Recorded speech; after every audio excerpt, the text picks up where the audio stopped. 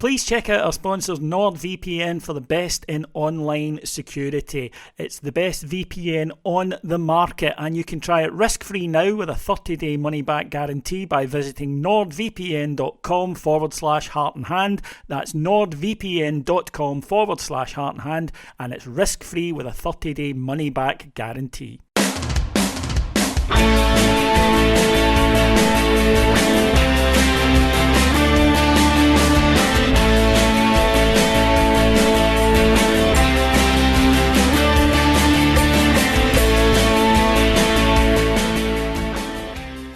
Hello everyone and welcome to Heart and Hand, the Rangers podcast. My name is David Edgar and as always I am your host, and joining me this week is our eldest and hopefully most sensible podcaster. It's Alan Bradley. Hello Alan. Hello David. Yeah, eldest, aye, sensible, probably not, but as ever, happy to join you here tonight, mate. Yeah. You're developing a bit of a cult audience here. I notice I'm getting lots of requests and I know you don't have that big a family, so... and it certainly can't be down to that. So, yeah, that'll please the growing army of Alan. They could personally take a gallon of Alan, and they're going to have it today. Right, let's get stuck into the weekend's action. Rangers travelling through to Gorgie to take on Hearts after a seismic, generational bad result against Queen's Park, a humiliation. And then Alan followed... a very strange week. Of course it would be. We haven't ever gone out of the cup to a lower division side at home before, so it was new territory. And one thing that was remarked upon was complete radio silence from the club. They didn't send anyone out for an interview. We didn't hear from the chairman or the chief executive. The club didn't engage in social media, nothing at all up to the Friday in the press conference with the manager. Your thoughts on that? And this is speaking as someone who can remember, I can remember 87 against Hamilton. David Holmes came out on the Monday and spoke to people, spoke to the press. I look back at 67, which before my time, but again, in the Rangers news that week, the chairman had an excoriating piece actually about it. I did not think this was the right course of action from Rangers. No, I would agree with you, David. Although going back, the 67 one, I think the chairman and what was going on, we've covered that in one of our Simon series, so if people want to listen to that one. But no, they did come out, obviously, and made some changes that ultimately would bite us in the backside against Bayern Munich, with really Roger Hind up front and no strikers playing proper, for that one. So, yeah, but they did come out. David Holmes one as well, a Minty came out. And funnily enough, both of them, John Cowden and I were messaging yesterday, after both of them, the next game that we played, we scored 5 against Hearts, 5-2 and 67, or 5-1 and then 5-2, obviously after the Accies one. So disappointed that we only get the 3, David. But no, I'm with you. Although, as you know, David, when things aren't going well for us, I don't really listen to much. I don't go into social media. And in days gone by, I just wouldn't have read a paper for 3 or 4 days because I didn't really want to hear, how bad it was and continually, repeat it. But I think there's definitely there's a void there. And I think you guys have said it before. At times the club they've got a responsibility, even if it's something that people don't want to hear, they've got to come out there. And if they don't want to do it, they've got a responsibility to make some kind of statement to us. You and I think I've messaged, last week, David, about some of my, I don't know what's going on in the background, how will things play out? And I think that in itself is a kind of jigsaw piece that it would help, to be honest with you, David. I mean, everyone's disappointed, supporters, the manager, the player, the whole board, but when you've suddenly got this kind of a nothing there, all that happened as well last week is the kind of anger that had been building up, that occasionally through performances we had managed to get. It's going to be one of those transitional, seasons. People are, we can see some progress. All that happened then is that just exacerbated everything, I think, David. And now it's up at pretty much, I would say, up to 11, being my prog rock. They've turned it up to 11, all that negativity. And I think the club could have managed this so much better, yeah. Spinal Tap does seem a very fitting allegory for this one. But yeah, here's why, right? And it taps into a bigger thing, and it taps into a much wider thing of the malaise at Rangers over the last few years. The manager said something in his press conference yesterday. He said if we'd beaten Queen's Park, then people would actually be saying we're on quite a good run of form, because that would have been, I think that's the 5th league game in a row Rangers have won by at least 2 goals. That would have been victories at Tannadice and Tynecastle, so the away form would be seen to be picking up. And of course, we qualified for the top 8 in our group in the Europa League. And all of that is true. All of that is true. However, 1, they didn't win. And 2, what that did was it crystallised for a lot of fans a feeling that's maybe been vaguely lurking. And a lot of fans have had this directly and have spoken it before, but for a lot of fans who didn't, what happened was that then crystallised a fear, a suspicion, whatever, that Rangers cannot be trusted, because every time they go on a bit of a run, there's always this round the corner. There's always this disappointment that's there, this inevitable almost come down this lapse. And what that did is, for a lot of supporters who want to be upbeat, want to be optimistic, they're just fed up, I think, looking for reasons, and always having to look for reasons to be optimistic, always having to, if you like, select things from the menu and ignore other things and say, well, if you look at this and if you look at that player and, this is good. They're sick of having to do that. They'd rather just that the results and where the team are in the league and whatever speaks directly for it. And when Rangers went into silent mode last week, one of the things that fans were saying was, is this just accepted now? Can we just go out of the Cup to Queen's Park and that's fine? Can we be 13 points behind Celtic in the league and there's no consequences? And the silence said, yes, that's true. Yes, it is just another day at the office. Now, I've heard supporters say that the reason they didn't speak is that they don't care. They're contemptuous of the support. They're not. They're scared. After a defeat like that, they don't want to say anything because they think they'll just make it worse. But when you take that attitude further, then it's, well, are you making decisions that need made, etc., etc. When there is a silence, people fill it, especially in the age of social media and 24/7 coverage. So you cannot do what Rangers did last week, which is basically hide in the corner with the lights off and hope it goes away. That's what Rangers' policy was last week. There was zero reason, and it was not good business for Thornton and Stewart not to communicate. And I'm not expecting that it would have made anyone feel better, incidentally. I know that before people say, well, I didn't want to hear from them. It doesn't mean they shouldn't have done it, because what they had to demonstrate was that they got that this was seismic. Whether they like this or not, I think that result was a line in the sand for a lot of people, where they said, no more. I'm not going to be going, well, this is quite good, we're in a good run of form when we're 13 points behind. I'm not going to do that anymore. I'm not going to always be the one looking for the positive. From now on, you need to give me you need to show me the positive. I'm done. And that's why it was a seismic result. It's kind of the perception reality thing, isn't it? Because in reality, they could turn around and say, we were beginning to turn it. As you say, look at the performances that we've done in Europe, got to the 8 of them. We've actually won a couple of, hadn't won the cup at the time, but we are beginning to turn things around. Young players are coming in. But as you say, because that may actually be the reality, but because of the perception, as you said, because they didn't come out, I think immediately people were going, and the people who particularly didn't want Philip Clement in place anyway, or want rid of him now, it's like, geez, what does that mean? He's in for 2, is he in for 3 years? And I think in business or in any line, and if you've got a leadership role as well, whether it's going to be difficult and maybe people don't want to hear it and you particularly don't want to say it, you've got to stand up there, David, and they should have come out and said, this is unacceptable. We understand the strength of feeling and whatever. But as you say, I think by not doing that, it's just added to it. And by the way, it's just added, again, more pressure to the manager as well. I know a lot of people won't be sympathetic, but it's to him as an individual, it's actually added more to him going into the one at the Hearts and the players as well. It's just uncertainty. It's...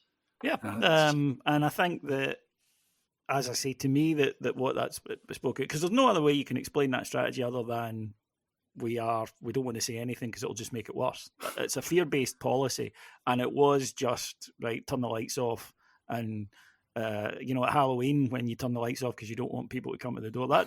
This was the equivalent of it. It wasn't anything proactive, and someone should have been out from the club. Someone senior should have been out from the club saying, "Look, this is a catastrophe. We get it. We understand this." Yeah. But they obviously didn't want to be drawn on the manager's future, and it's just getting through it. And unfortunately, I think that is endemic of what's happened at Rangers over the last few years. It's always been just get through it. Just get through it. You're right. You pick up damage as you're getting through it. That's the thing. You pick up damage each time. So you might get through it okay, but you never come through it unscathed. And then, for me, as I say, Queen's Park, it wasn't death by 1,000 cuts. This was a great big sword cleaving through the Rangers support. This is what it did. It was an enormous result. And when Rangers failed, in my opinion, to demonstrate that they got that they understood that, then I think it's damaged, possibly terminally, certainly for the manager, but possibly with the belief that they have to turn it around. Patrick Stewart's just in the door, and I've been one for we need to give him time. But you do only get one chance at a first impression. It's a cliche, but it's a cliche for a reason. It's because it's true.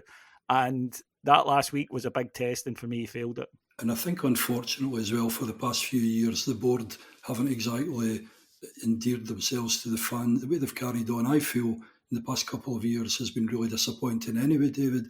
And you can think, well, Patrick Stewart's coming in now, we've got the new chairman as well, things will change. I know you've talked about the review, and it's more to do in business processes and so on, rather than individuals and and the likes. But again, with that as well, I mean, what's going to come, next, David? Because I don't know. And I know you go into season tickets as well.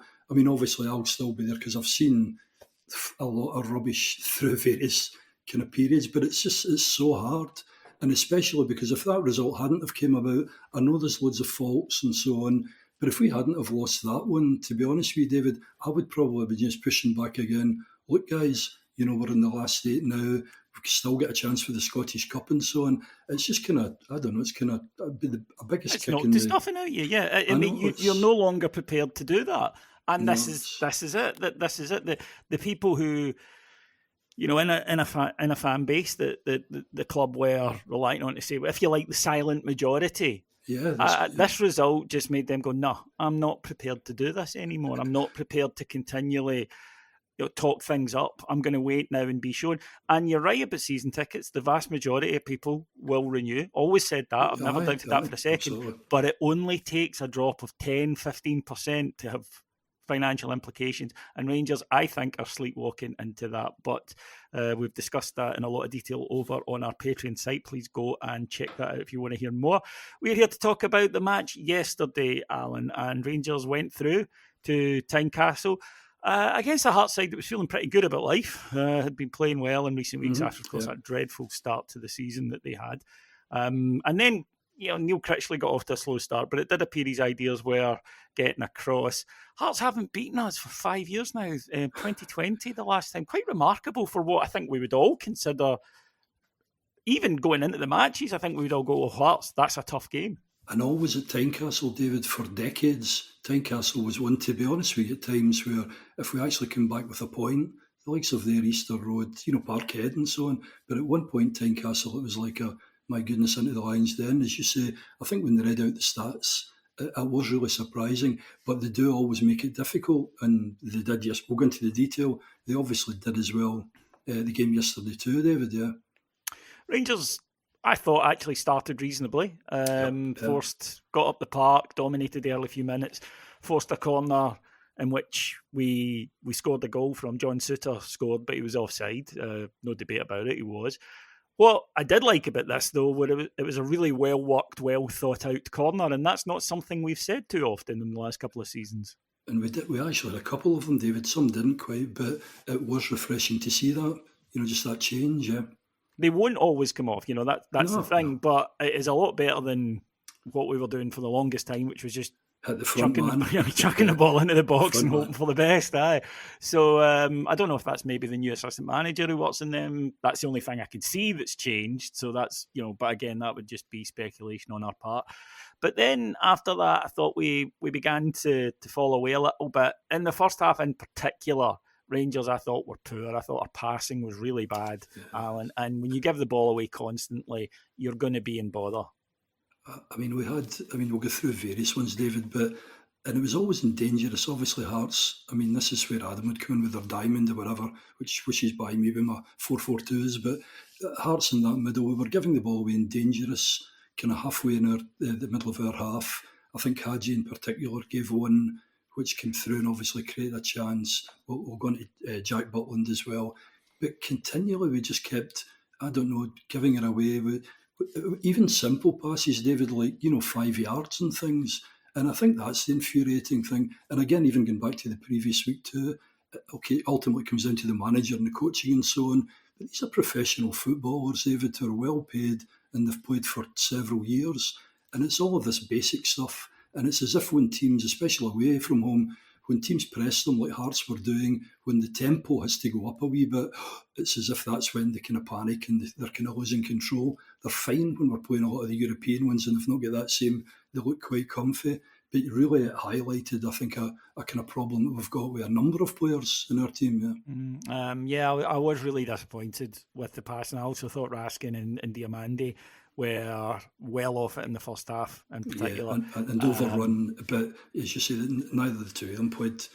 Nobody in the first half, I think, with the exception of Jack Butland and possibly Nsiala, I would have said was we playing had down well. The left, David, early on, Hadji and Yefti a couple of times, and that looked as if we were going to get some joy down there. Productive. But that dried up as well, didn't it? Yeah, it did. And Hearts were very much in it. They had two up front. They were making chances. Jack Butland, though, returning to more of the form that we've come to expect from him. He made a series of great saves, so they ended up getting the Man of the Match award. One was from his own bad kick out, he did, but he dug himself out of the hole. But that is more what I expect from Jack Butland, and his form has been. It hasn't been the same this season as it was for the majority of last. That's very clear. Where he did win the Supporters Player of the Year last year. However, what had he sort of added to it over the couple of months there was bad mistakes. And of course, if a keeper makes a bad mistake, Alan, it's a goal. So, I think he does definitely need to work on his own form. But that was, I would hope he wouldn't be as busy as that in upcoming matches. But that is sort of the level we know he can reach, and that is very much what he needs to concentrate on getting back to. Yeah, I feel since he didn't get the English call-up, during last season, it seemed to kind of drop after then. The Scottish Cup in particular, obviously, we're looking as if it gets into extra time, David, we're going to run the legs off them. And then, as you say, during this season, there's been a number of them. So it was really good to see him back to, as you say, the Jack Butland that we had in the first kind of, few months of last season, yeah. Somehow, though, we took the lead without even having a shot on goal. So it was almost the total antithesis of last week. But it came, Yanis Hadji put across a dangerous ball. Now, initially, as the ball's coming in, and I was raging because there wasn't a Rangers player. Yeah, there wasn't a Rangers player within a mile of it looked like. But we didn't have anyone in and around the 6-yard box. And I was ready to complain about that. But thankfully for us, bad mistake. We talked about goalkeeper mistakes can... when you make one. Craig Gordon makes a poor decision. He comes out and tries to deal with it, and he palms it out. Now, for me, that should always be the last resort for a goalkeeper, because if he palmed it out and it didn't hit McCart and went into the back of the net, which of course it did and gave Rangers the lead, he's palming it out to where the Rangers players are. They're not in the 6-yard box. So if he gets a touch on it to stop players getting into it there, that's one thing. But he's actually rolling it into where the Rangers players are congregated. So all in all, even if it worked, it would have been a bad decision. But I hit my car and rolled into the net. The ball back rather than praise, I suppose, to Hadji, because that's why you put the ball in that area. You never know. I was expecting not 5. I think it's about 5 of us just in, at the back of the box, David, rather than somebody making the front, someone waiting for the cutback. Obviously, we had guys on the outside of the box, but as you say, no one across. But that is that dangerous area, isn't it? So noticed in the past couple of weeks we have been doing more kind of cutting back. Igaman in particular tends to stay out, Tierney as well. But it was a surprise not to see anyone in there. But nevertheless, was delighted, David, when the ball went into the back of the net. Yeah. I think part of our struggles yesterday, Alan, and this is something that I've wanged on about, and it's clearly something that the manager disagrees with me and with other Rangers fans who hold this particular viewpoint, and that is the makeup of the side. Yesterday brought Tom Lawrence back into the team. Now, I am not really a big fan of that decision for the simple reason is that Tom Lawrence is out of contract in a few months, right? And he's leaving, okay? And this season now domestically is a bust. Yeah, we're going to finish second, right? Obviously, we can't win any cups. So for me, it's about building for next season, which clearly you can't do with Tom Lawrence, who's not going to be there next season. And I don't really get that. I'd rather see us working with players who are going to be there. The counter argument to it is, well, he needs minutes. We are still in Europe, and I suppose you could say that. But the other issue is that when Lawrence comes in, I don't like our system at all. The reason being is I think Rangers look better in an attacking sense with two up front, two nominal strikers. Yep. Whichever two out of the three, when they're all fit, is fine by me, right? But that is, I think all three of them play better and look more comfortable with someone close to them. Now, if you do that, you're obviously going with an extra attacker and you accept that you're going to lose a little bit in the middle of the park, but you'll create more chances, and right? You're going to push Hearts back a bit you're more going to push because of the yeah, threat. exactly. Yeah. So you lose a little, but you gain. Then you can also then say, right, if we don't have the strikers available and we're only going to go with the one, we accept that we're not going to create as much. However, what we'll do is we'll have a midfielder in there, and that will give us a wee bit more solidity, and they won't be as outnumbered, and we should dominate the middle of the park in various matches. I think the third choice is the worst of the three worlds, and that is when you go, we'll play Lawrence or Bajan or whatever there, where you don't really get an extra midfielder, and you don't create much extra either. So for me, it just doesn't work. But that's what Clement seems to run back to a lot. Yeah, I mean, these are the disappointing aspects with me, as you say. It's I don't know, for months and months we were saying Dessers, and I know all the criticism, but he's up there himself. He's not that type of player. Can't run channels, can't hold it. But eventually when we end up playing two up front, whether it would be Dessers or Igaman or, Danilo and so on, we're far better, David. And then we get a wee run of that, and for some reason we revert back to the kind of one up front again. And as you say, whether it's Bajami or someone else, I just don't get it. And to be honest with you, even a younger player, or as you say, someone that we know is going to be here beyond next summer, you're better using those guys, if nothing else, but, at Tynecastle as well. Plus, Hearts are very mobile, they move about and so on. Tom Lawrence isn't really that, I don't think, the kind of player, that's pretty good against them. And I think because of that, you then see Diamande and obviously Raskin not doing as well, because at times they're kind of swamped 2 against, at times 3 or 4. Yeah, and like I say, for me there are 3 systems and none of them are perfect, right? But you either go with the extra striker and you're more attacking, or you go with the extra midfielder and you get control, and you gain a bit, you lose a bit with both them. For me though, when you put in Lawrence saying the number 10, you lose a bit and you lose a bit. So the marketing strategy is stuck in the middle. You don't really gain anything from it. But that's just my take on it. Others may disagree, but certainly I always feel we're better in one of the other two. Hearts were the better side, and I would say that for probably about 15 minutes either side of half time were the better side. I don't think that many would argue with that. Rangers did get to half time though, 1-0 up, and it's the old thing, isn't it, Alan? Look, they're going to come really out at us the first 5-10 minutes of the half, see it out. Weather the storm kind of thing, yeah. We failed to do that. They scored. And by the way, I like to think sometimes we can, be a wee bit too much on our own players for a goal. Great cross, David, and it's great a superb well. delivery and a great header, right? So you do need to give praise occasionally. However, I still think at corners, Two men in the Somebody box. has to go and attack the ball. Even if you're doing zonal, somebody still has to be in charge of attacking the ball, and nobody did. I'm an old centre half, so this zonal pish, basically it's just a case of who are the threats coming up, who's best for us defensively. I'm getting him. I feel this half and half of some of them are getting them some zonal. What do I know, David? But and I think it just went over. And by the way, I like Big NCR. I think he's coming on well, the young laddie. It just kind of went over his head. Suter kind of lost it a wee bit, and the guy nipped in, and it obviously down the bottom corner. So, but I'm men in the post, Davey. Just who are the threats, and then just try and just attack it and get rid of the ball. Yeah, I mean the argument against men on the post is that it means that you've got more players in the box to defend the set piece, which I do understand. Yeah. My argument would be if you're still losing the headers with those extra men, could they not maybe do more benefit at the post? But it's not the fashion at the moment. That's Adam. And then to be honest with you, Walter and me had a disagreement. Walter didn't know, but any time we had that we were defending corners, I used to say, keep two quick guys up front. But again, he would say, to be honest with you, we'd rather have numbers in the box. So the more that we've got in. So,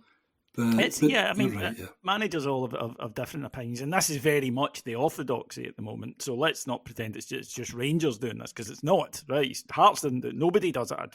Off the top of my head, I can't really think of any club who still do that. But like everything, it'll probably come back into fashion soon. We're seeing that in England this season. You mentioned earlier 4-4-2 kind of jokingly, but it's coming back, and big men up front are coming back. It always happens in football that you get the dominant style, and then people find a way around that, and something else comes along. And I think that we are beginning to see the next evolution of that tactically. But I've kept my PowerPoint bits as well, David, just on the off chance, and I've still got my combat jacket and my frayed jeans, because things do come around again. Don't they? You never know, right? You never know. But moving on then. So Hearts did have the ascendancy. I must admit, I thought they kind of petered out a little bit after an hour. And then, having watched the game back, I was very, very critical yesterday on social media when you're watching it with all the emotion of Raskan and Diamandi. On the watch back, they did perform better in the second half, and they did get a grip in the middle of the park. And good at countering as well, David. We didn't do that counter thing. I think in the first half, as I say, the passing was really bad, and that was putting us in all sorts of bother. Second half, it improved, and also we were winning a wee bit more challenges. Again, after the 60-minute mark, the first 15 minutes of the second half, what I was really disappointed was, Alan, that we were losing a lot of second balls. Aye. That's not technique, by the way. That's not quality. That's just desire.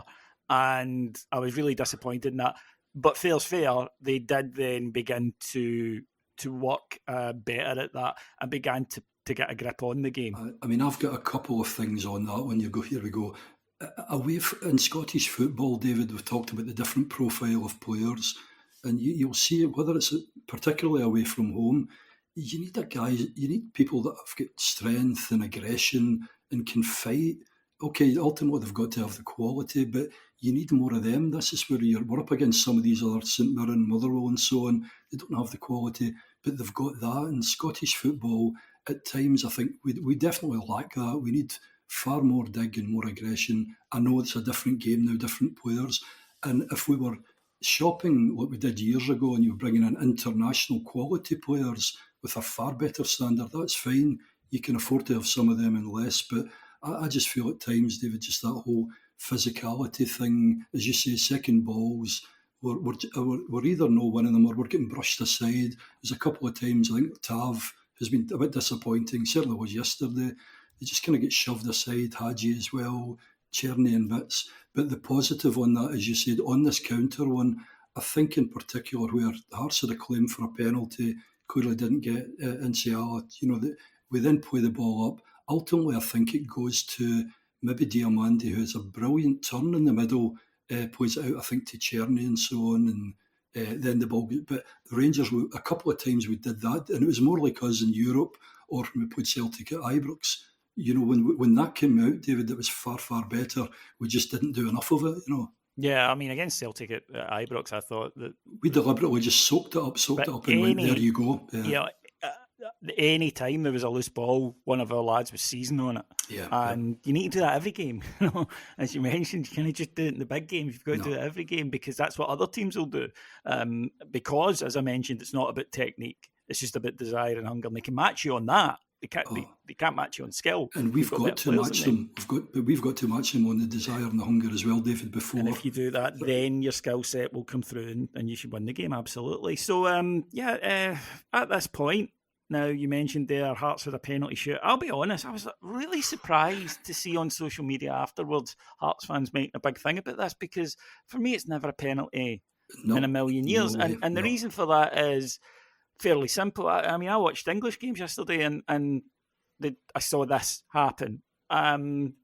Referees don't give for slight shoves in the box. They just don't. They're coming together, isn't it, really? Coming together, but the whole thing, he's got two hands in his back. Well, yeah, because he's running and the striker stops and he runs into him, right? Now, whether there should be or not, I have heard on both the Scottish version and the English version of the kind of VAR review shows, referees and heads of refereeing say there is a higher threshold for a penalty.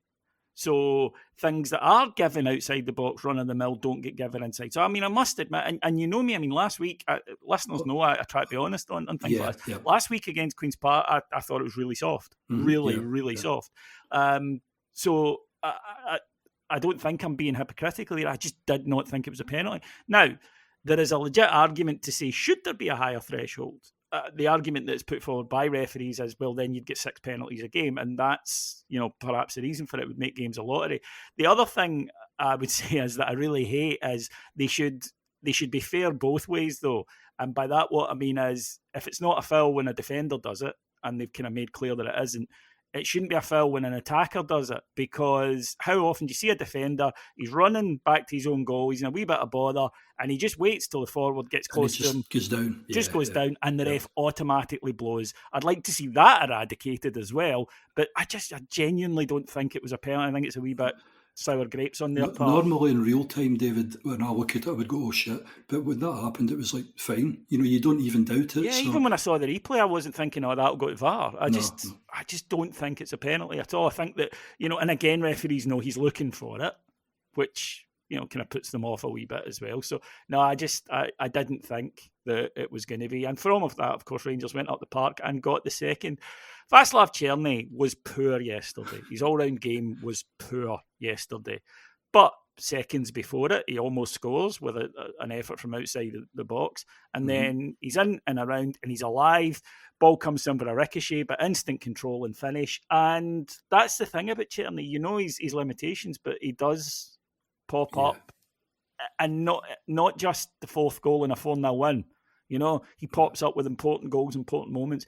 And he's reliable in that sense. He's maybe not reliable over 90 minutes, if that makes sense. He's maybe not somebody that's going to do something brilliant, for the vast majority of the game. But he will generally pop up with something that matters, i.e. a goal or an assist. It frustrates the hell out of me at times, because it's like, there he's cut, I know he's lost it, and they go away with it. But the positive for me, as you say, is that, David, I mean, he can score. He sets up chances too. The other thing too is, he's a handful for defenders, because they end up having to double up and so on him. So it then potentially creates more space for us, especially if we've got the two, rather than the kind of one. So I think I've mentioned before, he is a luxury player and so on, and it is frustrating at times. But my goodness, if we didn't have potentially his goals or his assists, David, do you know what I mean? Yeah, absolutely. And that one puts us into the lead. And then I thought that had quite a deflating effect on both Hearts and their fans at that point. Because I think that they had been in the ascendancy. They probably felt deservedly half-time they didn't deserve to be behind. They come back and they get a goal instantly, and then they're building up a head of steam, and it just sucked the air out. And before they'd really recovered, a superb pass by Hadji, another moments guy who again was poor yesterday, but he's got 2 assists. Plays a great ball through. Dessel's on the run, and McCart, who I don't know if maybe the first one affected him or not. He's in a tangle. He thinks he's got to go for it. He isn't set, and he just lifts it up over Craig Gordon, and it's 3-1. Yeah, no, as you say, it was a really well worked. I don't know if it was maybe rasking out to Hadji or whatever, but the ball over. But I think Dessers, to his credit as well, he did. He get the gap between the two of them and pushed in, and on away the centre half then. It's like, well, I'm going to have to do something. He's going to release it. So, no, it was great, and that clearly knocked the stuffing out of them, yeah. Yeah, and of course then Rangers saw it out. I think it became clear it wasn't going to be Hearts' day when, after a ricochet off Dessers in our box, one of the Hearts substitutes missed from a yard. We nearly got another one as well, David, didn't we? Yeah, and I think by that stage they were going, nah, it's not our day, and Rangers emerged with the points. Now, afterwards, Philippe Clement said, well, I don't think you can say it wasn't a great performance if you score 3 goals at Tynecastle and have other chances. Can they not just be honest, David, and say, look, it was disappointing, particularly in the first half. Hearts played really well, missed some chances, but we're delighted. We stuck in there and we're away with the win. And that's could we just come out with that rather than all of this nonsense that we get, you know? Well, right, firstly, and I mentioned this on our Patreon site, I have a wee bit of sympathy here for managers post-match because that's when the emotion is real. I don't think that you get anything of any interest from press conferences, through the week. I think that they are something that managers have to do. I think they're very well skilled in them, and they go on autopilot, and they do it, and then they come out. And there are far too many of them. But after a game, all the emotion that's been charging through them, I think you get, it's why we do an immediate post-match pod. Yeah, to get that from them. To as fans or players and managers, you get that reaction. And he's horrendous week. We've just gone into Queen's Park. He's fighting for his job. He's got literally hundreds of thousands of people telling him that he's not very good at his job and he should leave it. So I can understand that. The issue that we have, and again, he said Lawrence did well and whatnot. The problem, and it's too late now, by the way, to do anything about this, in my opinion, because you are one of the most patient supporters. I know you're not let's get some heads on a pike burning the guy. house down. No, you're not, right? And I'm not. That's who you are, and that's fine. I think there are a lot of Rangers fans like you. So when I hear you sigh exasperately about what he said, that's not good. And it's because of the way. I mean, old school again. Wallace, that was rubbish. Whatever it would be, we'll sort it out in training, or we're delighted. Walter, they were all. I just feel that if it was, I mean, I've got so much sympathy, by the way, for Clement and the shit show that he took over and inherited, and how things had gone right through. So I'm definitely, I'm not an anti-Clement at all. But No, that's what I mean. But I feel that everybody's listening. They're all waiting for him, and they're going, "Here's this clown again. What's he going to say now?" And you're going, "Shit, Phil, can you not just, And it causes more problems. I think it just for adds himself. To it, yeah.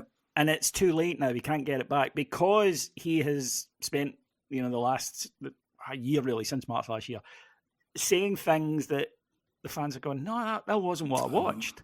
That's not true. You damage your own credibility then, and you get away with it while you're winning or when you win.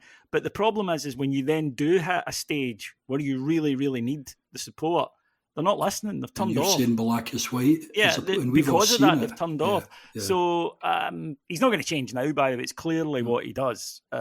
It's clearly that's his... And I wouldn't want him slaughtering people in public on the team. No, but there is a happy medium. No, that's what I'm saying. In the dressing room, he can do all of that. But as you say, you don't need to go overboard. Everyone knows. Everyone can see Hearts were the better team. We didn't play well. We were actually quite fortunate, to come out. Yeah, but I just don't see what's wrong with saying that. Yeah, they battled. It was all about the result today. They got the result. They had to get back on the horse. We did score 3 goals away at Tynecastle. All of these things you can say while acknowledging that the performance wasn't good. I was watching, after the match yesterday, I watched Tottenham Hotspur versus Manchester United. And after the game, Gary Neville was asked about, on a similar subject, he was asked about, do performances or results matter? Mm. If you win, does that absolve everything? And he said, well, obviously you want to win. He goes, but here's the issue. Here's why it is relevant. And he said that you cannot outrun performances. Results can't outrun them forever. If you are playing average to bad to average, then you might win most weeks, but you will come a cropper. And he mentioned if it slips recently. A few points. Yeah. Whereas if you look at someone like Liverpool, who generally play well every week, They slipped a bit yesterday, but they won. They weren't impressive, but they won. Or look at Souness after the Hamilton Accies one, because Yeah. we're going on to win the league and everything's rosy. And yeah. If you are if you have high performance levels and you drop a little bit, that should still be enough to get you over the line. If you have medium performance levels, you don't have to drop much to be in bother. And that is what has happened to this Rangers team too often. And that is, again, why fans can't turn round after 3 or 4 good results anymore and go, we're on the right track. Because you're always saying, but what happens when they chuck a stinker in? Because they regularly chuck a stinker in. Yeah, no, I would agree with you. And to me, there's other big thing as well about the whole attitude as well, David. Certain games, obviously, last week was completely different, but there's other games where they seem to, it's like looking at 2 different teams. You know, I think I said to you, maybe Cammy or whatever, if you think of the Spurs one, all the English fans would be going, my God, what a Rangers team. And then they suddenly see us in another game, and it's like, they can't even pass the ball 4 yards. There's no, you know. And I think the frustration for me is every time, as I say, honestly, up to 2 weeks ago, David, I'd be going, that's good, we're doing well in Europe now, just keep the run, the Scottish Cup going now, you know, let's keep it going. But you're just always waiting that banana skin again, you know. And it becomes impossible not to, because you protect yourself. You say, I'm not getting carried away this time. And I think that is the issue for Rangers fans now, that when the trust evaporates in the manager and the team, then it's very, very difficult to get it back. And it isn't a quick process. Even if you do manage it, it's not going to happen with one win or a good month. It takes longer than that. The other thing, of course, is from now to the end of the season, because, you know, we're not in a title race, how much can you expect to get from results? Because we know this team can perform when they're not under pressure. Yeah, I know. And I mean, you know, as far as I'm concerned, we go and we'll continue, we'll just follow them for the rest of the season. But as you say, behind the scenes, it's like, it's kind of what's happening, what's going to happen next. And as you say, the no communication at all from the club. I know they can't give everything away, but that just doesn't help either. You know, we all feel it so passionately about it as well. And just with this kind of absence of anything, or unfortunately Big Phil coming out and saying, you know, yeah, that was really good performance, and Lawrence, but, you know, that stuff, it just adds to it, you know. So I don't know. It's just such a shame because, as I say, a few weeks ago, I was really more positive, David, obviously, around as a transition. It means when we come to the summer, we're only going to have to sign a few players. These young guys are going to come in. But when things, and again, we're talking after a 3-1 win at Tynecastle, which normally would be fantastic, but it's just because of the wider context. It's just horrible. And when you look at whether it's less on ours, but if you look at any social media, any comments now, it's just all burn the house down, everybody's angry, you know, and I always try, as you know, to step back from that and say, hold on a wee minute. Even when teams are picked, people immediately go, what the hang's it? And I'm like, hold on a minute. Have you actually played professional football? Have you managed? Have you won anything? Do you know what's happening at training? Because I don't. But everybody, that momentum just seems to kind of build and build. I know what you're saying, but equally, I've never made an album, and I still know that Queen are shite.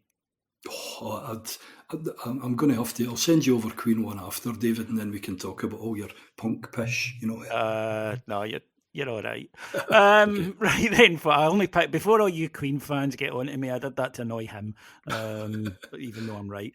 But like to thank you all for joining us. Thank our producers in London, Mike Lee and Paul Myers, and to ask you to come and check out our Patreon site. It's just $1.99 per month, where you'll hear much more from the likes of myself, Alan, and loads of other. If you don't like others, there's loads of other podders there as well. And you'll get to join that community that Alan had mentioned, one of the more sensible places on the interwebs. Yeah. But my thanks to you, Alan, for a very enjoyable 45 minutes. No, as ever, I've enjoyed it, David. I'm off for the Horlicks again, and I think the Archers it's on Radio 4 at 7 o'clock anyway, David, so I'm all set for the evening, yeah. Folk do think that I'm ripping the piss at you, but you do go to your bed about 9 o'clock, unless there's football on. It's the old postman thing. It's the old postman. That's what I've said that he does. I say he does. He's up at 4 a.m. though. I mean, it's not like you got to bed at 9 and getting up at 3:30. No. I mean, sometimes we're rock and roll, David, and it's alcohol-free beer, crisps, and it might not even be 10 o'clock before I go to bed, Yeah. Yeah, well, it's always alcohol-free beer for me, and a man cannot go wrong with crisps. Exactly. That's for certain. Right then, folks, thank you very much. We'll be back next week. Cammy will be here later in the week with Heartland Extra, getting ready for the St Mirren game. Until then, have a very enjoyable week. Take care, everybody. Bye-bye.